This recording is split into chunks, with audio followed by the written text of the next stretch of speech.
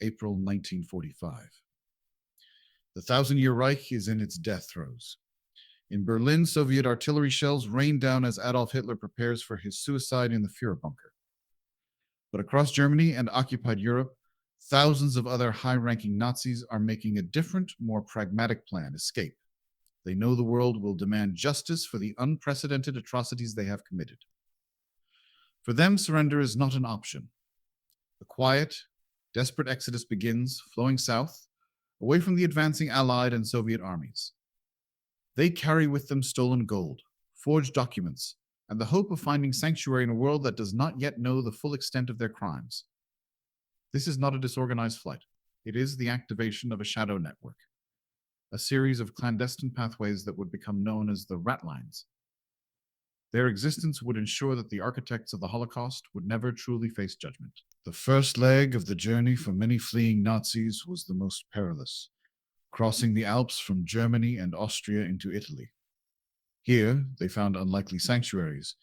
Catholic monasteries and convents, perched in remote mountain passes, became the first safe houses. Sympathetic monks, some with strong anti-communist and nationalist sympathies, provided food, shelter, and fresh clothing. They swapped SS uniforms for civilian garb and pilgrims' robes. The most infamous of these hubs was the Franciscan monastery in Rome, but countless smaller cloisters in the South Tyrol region played a crucial role. For men like Adolf Eichmann, the mastermind of the Holocaust logistics, these holy places were not houses of God, but way stations on the road to freedom. The church, still reeling from the war and fiercely anti-communist, became an unwitting, and in some cases, a willing accomplice in the Great Escape. In Rome, the heart of the Ratline operation beat within the Vatican's shadow. Two opposing figures embodied the conflict at the core of the network. On one side was Bishop Alois Hudal, an Austrian priest and rector of the German College of Santa Maria dell'Anima. A fervent anti-communist and Nazi sympathizer, Hudal saw the fleeing SS men as lost sheep and good Catholics who needed protection from the godless Soviets. He used his position to provide them with false identity papers, visas, and money from a secret Vatican charity fund. On the other side was Herbert Kappler, the former head of the SS in Rome, now a prisoner of the British. To secure leniency, Kappler began revealing the names and methods of the very Ratlines he had once hoped to use. The Eternal City became a chessboard with the souls of war criminals as the pieces. One of the most effective and brutal wings of the Ratline was the Stasi regime of the independent state of Croatia. Their leader, Ante Pavelic, had presided over a genocide of Serbs, Jews, and Roma that shocked even the Nazis.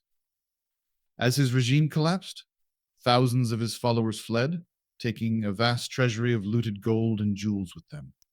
They were aided by a powerful and secretive Catholic lay organization, the Krizari Crusaders, and a network of Croatian priests within the Vatican, most notably Father Krunoslav Draganovic. Operating from the Collegium Croaticum in Rome, Draganovic ran a highly efficient Croatian rat line, smuggling his countrymen, including Pavelic himself, to safety in Argentina. This was not just an escape route. It was the preservation of an entire fascist government in exile. A genuine-looking passport was the most valuable commodity for a fugitive. The organization that provided it was one of the most trusted in the world, the International Committee of the Red Cross ICRC. In the chaotic aftermath of the war, the ICRC was overwhelmed with requests for travel documents for millions of displaced persons. Nazi war criminals exploited this humanitarian crisis with ease. With a letter of recommendation from a sympathetic bishop or a priest, easily obtained from Hudal or Draganovic, they could receive a Red Cross passport under a new clean identity. Names like Ricardo Clement for Adolf Eichmann or Helmut Gregor for Josef Mengele were stamped onto these hallowed documents. The very symbol of neutrality and aid became the primary engine of injustice, granting war criminals the freedom to walk out of Europe in plain sight. With their new identities secured, the fugitives made their way to the ports. Genoa in northern Italy became the primary embarkation point.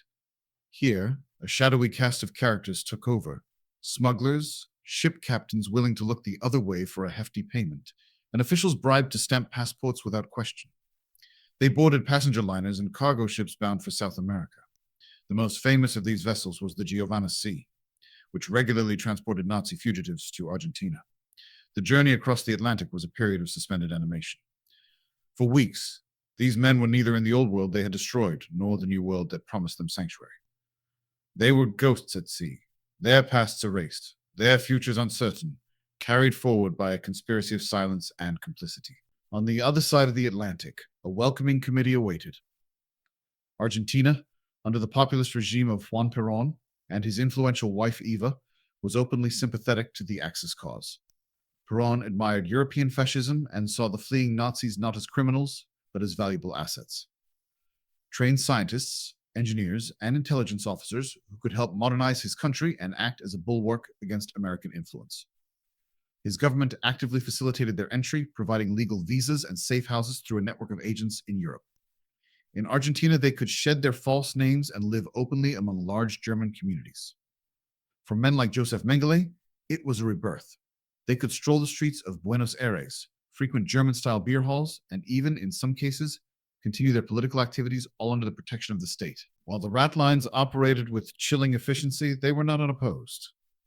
A small, dedicated group of Nazi hunters, many of them Holocaust survivors like Simon Wiesenthal, dedicated their lives to tracking the fugitives. With minimal resources and often facing apathy or outright hostility from Western governments preoccupied with the Cold War, they pieced together clues from old SS photographs, whispered testimonies, and intercepted letters. It was a painstaking global game of cat and mouse. Wiesenthal's documentation was crucial in tracking down Adolf Eichmann. But for every success, there were a dozen failures. The hunters were like men trying to empty the ocean with a thimble, racing against time in a system designed to help their quarry vanish. The Ratlines' most spectacular failure was Operation Finale in 1960. For years, Adolf Eichmann, the logistical mastermind of the Holocaust, had been living under the alias Ricardo Clement in a modest house in a Buenos Aires suburb. His identity was confirmed through an incredibly risky Mossad surveillance operation. In a breathtakingly audacious mission, a team of Israeli agents captured him on a quiet street, smuggled him onto a plane, and flew him to Israel to stand trial. The capture sent shockwaves around the world. It exposed the lie of the Ratlines and demonstrated that justice, though delayed, could still reach across oceans and decades. For the first time, the world watched as one of the chief architects of the final solution was held accountable, shattering the illusion of safety the Ratlines had provided. The Ratlines did not simply close. They faded. Their networks repurposed for Cold War espionage or organized crime. But their legacy is a permanent stain. It is estimated that thousands of war criminals, including some of the Holocaust's most notorious perpetrators like Josef Mengele and Albert Heim, found safe haven in South America, the Middle East, and even the United States. They lived out their lives, many never answering for their crimes. The existence of the Ratlines raises profound and uncomfortable questions about moral compromise in the early Cold War, the role of religious institutions, and the fragility of international justice. The story does not have a clean, satisfying ending. It is a story of escape, of justice denied, and of a shadow from the Third Reich that stretched far into the 20th century, a reminder that the end of a war does not always mean the end of its stories.